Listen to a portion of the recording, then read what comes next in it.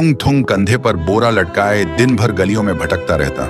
इधर उधर पड़ी प्लास्टिक की बोतलें और पुरानी चीजें उठाता रहता। फिर शाम को उन्हें बेचकर 2 वक्त की रोटी कमाता। थुंग थुंग अपनी बीवी और बच्चे के साथ एक टूटी हुई झोपड़ी में रहता था।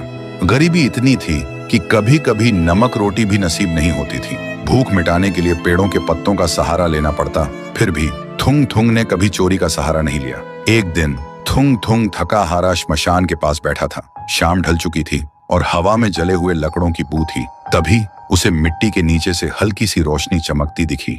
वह धीरे से उठा और मिट्टी खोदने लगा। कुछ ही देर में उसे जमीन के अंदर से एक पुराना सा लोहे का घंटी वाला दिया मिला। जैसे ही उसने उसे उठाया, एक भारी आवाज गूंजी, जो भी इस दिए को जगाएगा उसकी हर इच्छा पूरी होगी, लेकिन बदले में उसकी सबसे प्यारी चीज चली जाएगी। थुंग थुंग का दिल जोर जोर से धड़कने लगा। वह मन ही मन सोचने लगा, सबसे प्यारी चीज मतलब क्या? वह घर लौटा और बीवी को सब बताया। बीवी ने ध्यान से सुना। उसकी आंखों में डर भी था और थोड़ी सी उम्मीद भी। फिर बोली, 3 दिन से बच्चा भूखा है, क्यों ना पहले खाना मांग ले। थुंग थुंग ने कांपते हाथों से दिया जलाया और धीरे से बोला, हे दिए, मेरे भूखे बच्चे के लिए अनाज दे दो, बस पेट भर खाना दे दो। अचानक पूरी झोपड़ी अनाज और रोटियों से भर गई। बीवी खुशी से रो पड़ी। लेकिन उसी रात थुंग थुंग ने देखा उसका बच्चा चुपचाप कोने में बैठा है और उसे पहचान नहीं रहा। सुबह तक बेटा उसका नाम भूल चुका था। थुंग थुंग टूट गया, लेकिन घर में अनाज था और भूख खत्म हो चुकी थी। उसने खुद को समझाया, बाद में बच्चे का इलाज करवा लूंगा।